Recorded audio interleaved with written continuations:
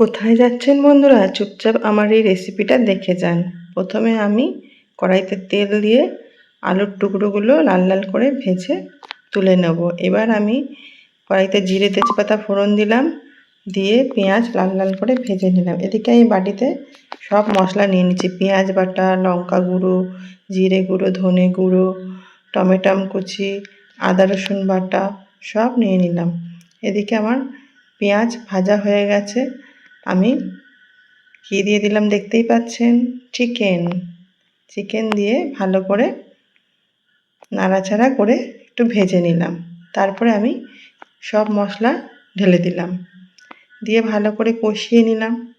খানিকটা কষানোর পরে আমি স্বাদ মতো নুন দিয়ে দেবো, দিয়ে আবার ভালো করে কষাতে থাকবো। দেখুন কষাতে কষাতে অনেকটা জল ছেড়ে গেছে। এবার আমি আলু দিয়ে আবার ভালো করে কষিয়ে নেব। কার কার পছন্দ চিকেন আলুর ঝোল কমেন্ট করে অবশ্যই জানাবেন। কিন্তু চিকেন তো সবারই পছন্দ। জল দিয়ে দিয়েছি, এবার ঝোল ফুটে গেল। সবশেষে আমি দেব গরম মশলা দিলেই আমার রান্নাটা রেডি হয়ে যাবে। কেমন লাগলো আজকের রান্নাটা কমেন্ট করে অবশ্যই জানাবেন। কিন্তু আমার এই রেসিপিটা যদি আপনাদের ভালো লেগে থাকে তাহলে আমার চ্যানেলটা লাইক, শেয়ার, সাবস্ক্রাইব অবশ্যই করে দেবেন। আর ভালো থাকবেন, সুস্থ থাকবেন।